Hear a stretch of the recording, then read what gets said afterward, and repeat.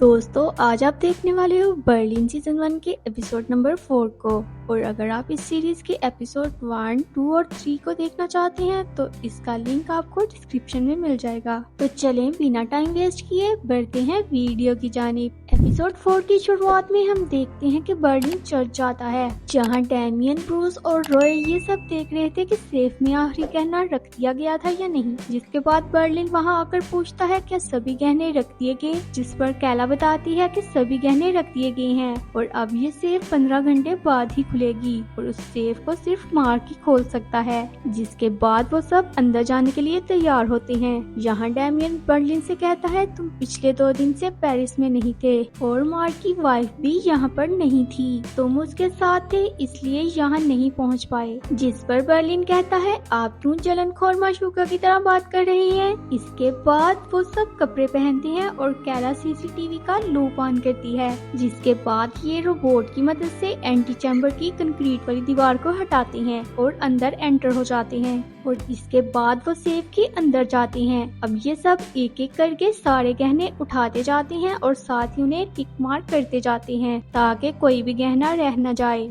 Berlin कहता है यही चीजें हैं जो जिंदगी को जीने लायक बनाती हैं। जिस पर डैमियन कहता है तुम जैसे इंसान को क्या पता कि जिंदगी कैसे जी जाती है, जो 3 दिन किसी और की बीवी के साथ गुजार कर आ रहा है और उसकी अपनी बीवी किसी और के साथ चली गई है। बर्लिन कहता है तो आपकी बीवी भी आपके साथ इसीलिए टिकी हुई है क्योंकि हम आपकी दोस्त हैं। ये बात सुनकर डैमियन बर्लिन पर अटैक करता है, जिससे बर्लिन के हाथ में मौजूद ज्वेलरी बॉक्स नीचे गिर जाता है और उसकी आवाज बाहर खड़ा मार्क भी सुन लेता है। जिस पर वो सिक्योरिटी गार्ड से उस आवाज के बारे में पूछता है। सिक्योरिटी गार्ड कहता है हो सकता है वो स्टील के फैलने की आवाज हो। जिस पर मार्क उससे एंटी चैम्बर का डोर खोलने को कहता है। कैला बताती है कि वो एंटी चैम्बर का डोर ओपन कर रहे हैं। तभी ब्रूस भागकर जाता है और सेफ का दरवाजा बंद करके कंक्रीट वाल को दोबारा अपनी जगह पर सेट कर देता है। सिक्योरिटी गार्ड वहां आकर देखता है तो उसे कुछ भी अजीब नहीं लगता। इसी बीच कैला लूप वाली रिकॉर्डिंग ऑफ करके दोबारा उसे लाइव पर चला देती है। जिसके बाद गार्ड बाहर आकर मार्क से कहता है कि सब कुछ ठीक है, लेकिन आप कहते हैं तो सेफ का लॉक खोलकर चेक कर लेते हैं। मार्क उससे लॉक खोलने की इजाजत देता है, लेकिन तभी मार्क के फोन पर एक सूफी नामी औरत की कॉल आती है, जिसे देख मार्क कहता है रहने दो मैं घर जा रहा हूँ। जिसके बाद वो वहाँ से चला जाता है। जिसके बाद ये सब गहने उठाते हैं और बॉक्सेस को अपनी अपनी जगह पर रखकर वहाँ से चले जाते हैं। बर्लिन और रॉय गहने लेकर होटल चले जाते हैं और बाकी लोगों को 4 घंटे में सब कुछ पहले जैसा करना था। इसके बाद रात को बर्लिन रॉय के साथ मार्क के घर जाता है और वहाँ जाकर सबसे पहले क्लोरोफॉर्म तैयार करता है, जिससे वो मार्क को बेहोश करता है। रॉय को ये सब कुछ ठीक नहीं लग रहा था। दूसरी तरफ बर्लिन की टीम सेफ को जोड़ रहे थे और इसके बाद वो उसका कलर मैच करते हैं और फिर बर्लिन और रॉय मार्क के घर लगे सारे सीसीटीवी कैमरास निकालते हैं। रॉय यहाँ बर्लिन से कहता है क्या हम गलत नहीं कर रहे, क्लोरोफॉर्म हमारे प्लान का हिस्सा नहीं था। जिस पर बर्लिन उससे कहता है अच्छा तो अब बेटा बाप को सिखाएगा, हम जानते हैं हमें क्या करना है, इसलिए अब तुम यहाँ से जा सकते हो।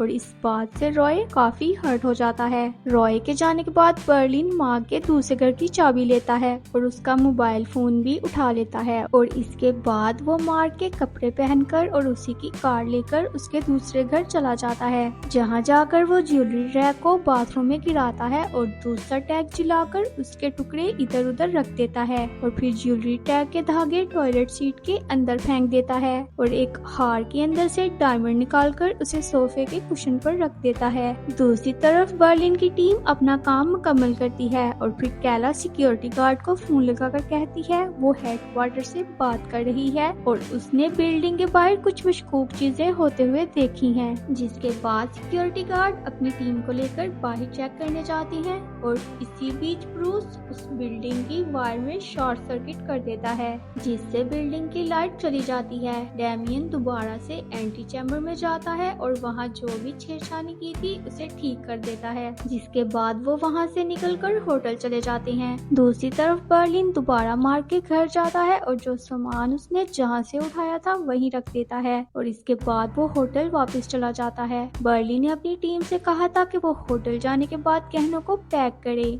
और इसके बाद वो अपने रूम की अच्छे से सफाई करेंगे और कोई भी रूम से बाहर नहीं जाएगा। कैमरॉन रूम की सफाई कर रही थी, तभी ब्रूस वहाँ आता है और कैला से कहता है मुझे तुमसे जरूरी बात करनी है। जिसके बाद वो उसे वॉशरूम लेकर जाता है और उससे कहता है मैंने जिनसे बाइक ली थी मैं वहाँ अपना पासपोर्ट लेने गया था, लेकिन उन्होंने अलार्म लगा रखे हैं इसलिए मैं वहाँ से पासपोर्ट नहीं ले सका और मैं नहीं चाहता कि 44 मिलियन की चोरी करने के बाद मैं एक पासपोर्ट से पकड़ा जाऊं। वो कैला से कहता है तुम मेरे साथ चलो और उनका सिक्योरिटी सिस्टम हैक करो ताकि मैं पासपोर्ट चुरा सकूं। कैला मान जाती है और उसके साथ चलने को तैयार हो जाती है। अब वो बिना बताए होटल से निकलते हैं क्योंकि बर्ली ने किसी को भी होटल से निकलने को मना किया था। दूसरी तरफ डैमियन सारी ज्वेलरी को स्टील के डब्बों में पैक कर रहा था और साथ साथ अपनी बीवी को याद करके अफसुर्दा हो रहा था। इधर कैमरॉन भी खुद को अकेला महसूस करती है और फिर अपने एक्स बॉयफ्रेंड को कॉल लगाती है, लेकिन फोन बंद था तो कॉल वॉइसमेल में कन्वर्ट हो जाती है। तभी वहाँ रोए आ जाता है और वो दोनों बातें करने लगते हैं। कैमरॉन उससे उसके हाथ में बने टैटू के बारे में पूछती है और फिर उससे कहती है क्या ऐसा हो सकता है कि आज रात हम कोई भी कानून ना माने